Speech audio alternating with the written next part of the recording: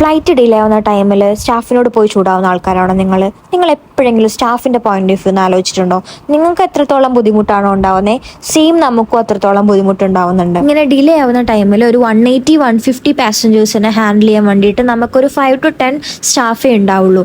അതുകൂടാതെ ഇതിന്റെ ബാക്കിൽ കുറേ കാര്യങ്ങൾ നടക്കുന്നുണ്ട്. ആൻഡ് ഇങ്ങനെ ഡിലേ വരുന്ന സമയത്ത് നമുക്കറിയാം എയർപോർട്ടിൽ കുറേ ഡിപ്പാർട്ട്മെന്റ്സ് ഉണ്ട്. ആ ഡിപ്പാർട്ട്മെന്റ്സിലോട്ട് എല്ലായിടത്തും നമുക്ക് ലെറ്റർ കൊടുക്കണം, എന്തുകൊണ്ട് ഡിലേ, പുതിയ ETA അല്ലെങ്കിൽ പുതിയ ETD എപ്പോഴായിരിക്കും എന്ന് പറഞ്ഞിട്ട്. ഒരു 2 hours ഒക്കെ ഉള്ള ഡിലേ ആണെങ്കിൽ നിങ്ങൾക്കുള്ള റിഫ്രഷ്മെന്റ്, അതുപോലെ കണക്ഷൻ ഫ്ലൈറ്റുള്ള പാസഞ്ചേഴ്സ് ആണെങ്കിൽ നിങ്ങളുടെ കണക്ഷൻ മിസ്സാവോ, റീറൂട്ട് ചെയ്യണോ എന്നുള്ള കാര്യങ്ങളൊക്കെ നമുക്ക് ചെക്ക് ചെയ്യണം. കുറച്ചുകൂടെ വലിയ ഡിലേ ആണെങ്കിൽ നിങ്ങൾക്കുള്ള ട്രാൻസ്പോർട്ടേഷൻ, അതുപോലെ അക്കോമഡേഷൻ, അതൊക്കെ നമ്മൾ സെറ്റ് ചെയ്ത് തരണം. ആൻഡ് ഒരു സ്റ്റാഫ് പറയുന്നത് നിങ്ങളുടെ സേഫ്റ്റി ആൻഡ് സെക്യൂരിറ്റി നോക്കാൻ വേണ്ടിയിട്ടാണ്, ഒരിക്കലും നിങ്ങളെ ബുദ്ധിമുട്ടിക്കാൻ വേണ്ടിയിട്ടല്ല.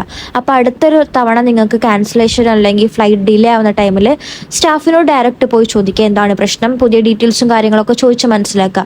നിങ്ങൾക്ക് അതിലേക്ക് മനസ്സിലായി എന്ന് വിചാരിക്കുന്നു. വേറൊരു ഏവിയേഷൻ റിലേറ്റഡ് വീഡിയോ ആയിട്ട് വരുന്നത് വരെ ബൈ.